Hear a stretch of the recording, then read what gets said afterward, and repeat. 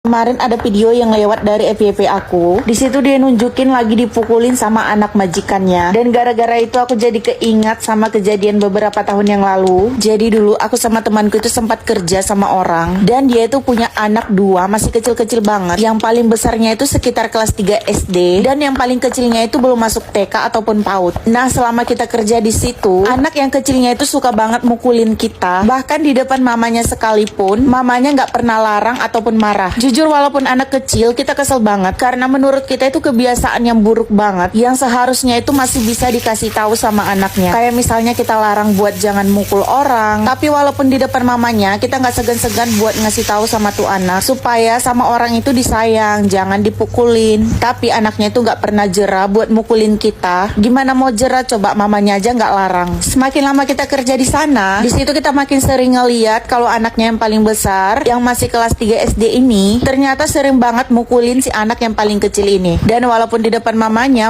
itu nggak pernah ngelarang. Bahkan walaupun si anak paling kecil ini udah terbanting. Setelah kita tanya sama mamanya ini, kata mamanya anak-anaknya cuma butuh perhatian dari dia, sementara dia nggak punya waktu buat ngobrol sama mereka ataupun buat main. Dari situlah mamanya ini ngebiarin anaknya buat lakuin hal yang mereka suka, karena dia sadar dia nggak ada hak untuk melarang. Soalnya dia pun nggak pernah ada waktu untuk anak-anaknya. Jujur itu alasan yang nggak masuk akal banget buat kita, karena anak kecil kalau kasar itu nggak bisa dibiarin, apalagi teman-temannya juga sering dipukulin. Bahkan ada anak bayi yang main ke rumahnya pun itu sampai dicubitin semua sama dia. Anehnya mamanya ini nggak pernah larang juga, walaupun si mamanya si bayi ini tadi udah menjerit. Itu salah satu alasan bikin kita nggak betah kerja sama dia. Kita ngerasa dia biarin anaknya mukulin orang, tapi dia juga biarin kalau anaknya dipukul sama kakaknya. Entah bentuk kasih sayang apa itu.